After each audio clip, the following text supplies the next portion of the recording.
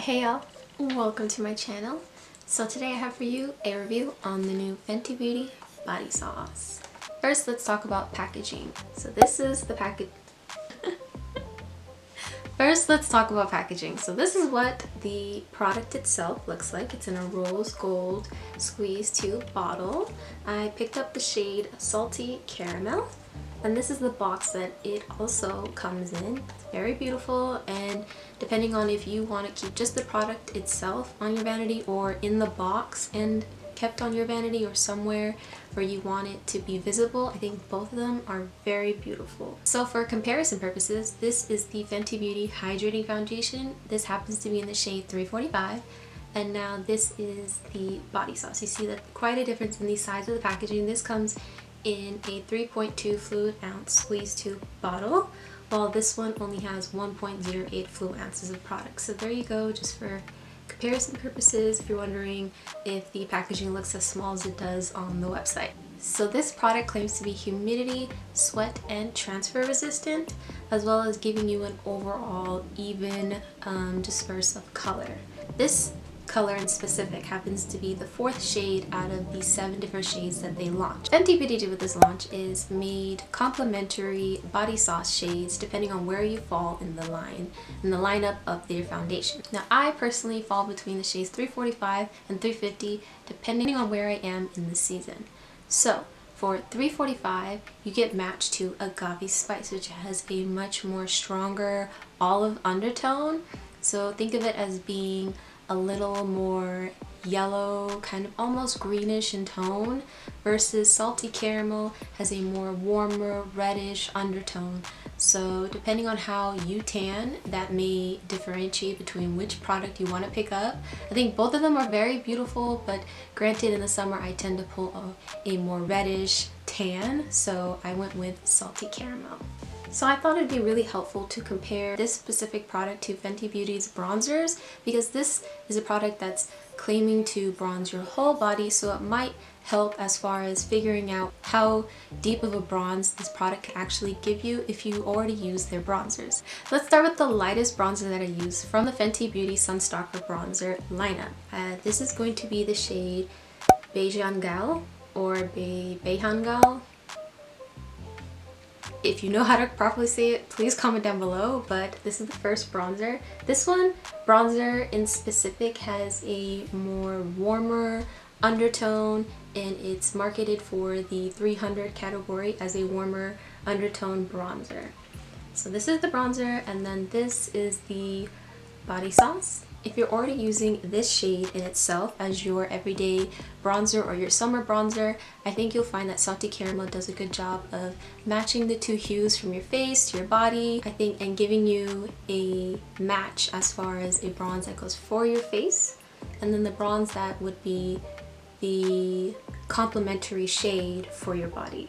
So these are the two shades. Now, if you are someone who matches to Caramel Cutie, this is the more neutral undertone bronzer from the Sunstalker lineup. So these are the two next to each other. I think this pulls a lot more olive, a lot more neutral than this does. I think this pulls a very strong red undertone. If you're looking into buying Salty Caramel, but you use Caramel Cutie as your bronzer, this might help you as far as figuring out if this is a complementary shade for you. I would honestly go with Agave Spice, because I think they pull that strong neutral olive undertone that's more complementary to Caramel Cutie than these two side by side. The last Sunstalker bronzer I have for comparison purposes is called This is Coco Naughty, right by Body Sauce, and I think that they pull both a very strong red undertone for bronzing purposes. I think if you were to pick up this shade and this is your everyday bronzer, this may not give you as much coverage, or not coverage, this may not give you enough of a contrast if you want something that completely bronze your body. I think that you might want to go a shade deeper in a warmer, I believe it's Fly Mamacita, I believe, is the next warmer shade for the body sauce. I think that might be a more comparable or a more complementary pair for the two, but just in case that's something you want to be able to see. These are the two side by side. I think when you go in with just one pump of the product, you get an even beautiful veil of color on your body. Let that dry down and you go in with a second pump. I think you are able to get beautiful color payoff for this product.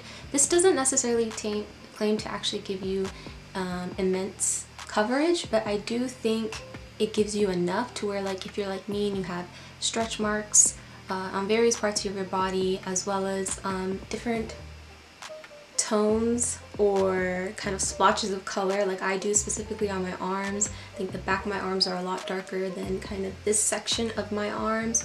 So I think it does a good job of finding a middle ground between the two tones, and it does a beautiful job without necessarily hiding stretch marks or uneven tone, but it does a good job of giving me a beautiful veil over it to just kind of diffuse the lines between areas where I may have a splotchy tan or uneven skin tone, as well as giving me coverage, just slight, where my stretch marks are.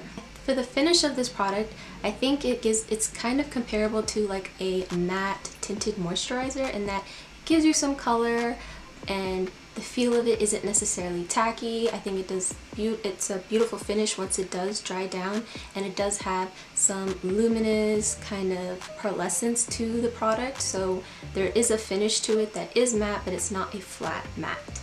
Once it's on your body, I don't think you feel it. It kind of just feels like a moisturizer that's kind of dried down. One of those kind of like the moisturizers that are more water-based. When those dry down, they don't necessarily leave your skin feeling tacky or sticky.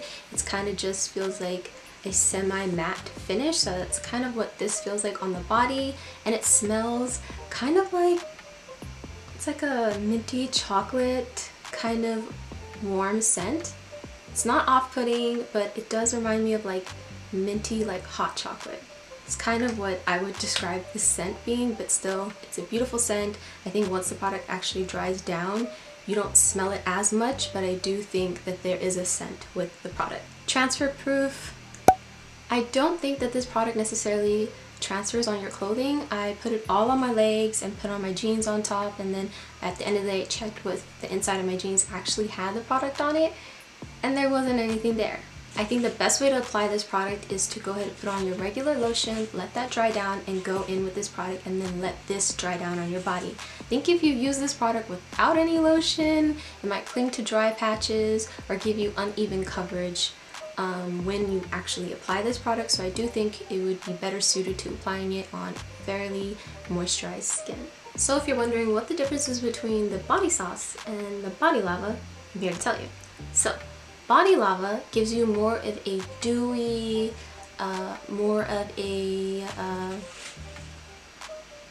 dynamic kind of glow. I think this has a pearlescence to it that's a little bit more subdued because it does dry matte, but because of the glitter particles or the sheen that's kind of in this product, it gives you a very skin-like finish to the skin, but nonetheless, this doesn't leave you tacky. This, on the other hand, does, depending on how many layers you leave it in. My favorite way to apply this product in specific is to mix a couple pumps of it with my lotion to give me a glow and to give me a luminosity to my skin, but it doesn't necessarily give you any coverage. I feel like the two of them are kind of like if this was like a body luminizer and this was like a matte tinted moisturizer for your skin. I feel like that's what the difference between the two products are.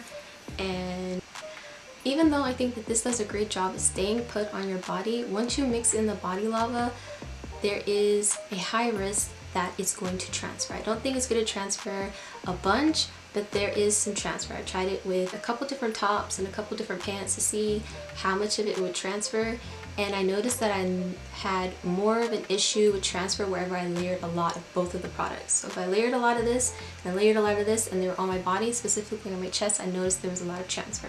Otherwise, I think that this does a beautiful job of just giving you even coverage. I applied the body sauce all over my arms, and I went in with the body lava to just like the tops of my shoulders and the tops of my décolleté and things to give me more of a glow. The areas of my body where the glow is more noticeable, more pronounced, because those are the higher points of my body. So yeah, that's my comparison of the two products.